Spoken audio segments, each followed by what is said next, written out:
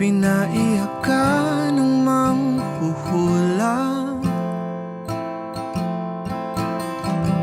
Hindi na raw tayo magkasamang tatanda.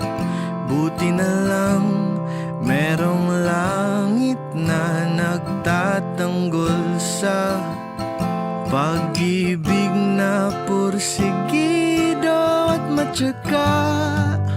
Sasalubungin natin ang kinabukasan nang walang takot at walang pangamba. Tadhana'y merong tip na makapangyarihan. Kung ayaw may dahilan, kung gusto pa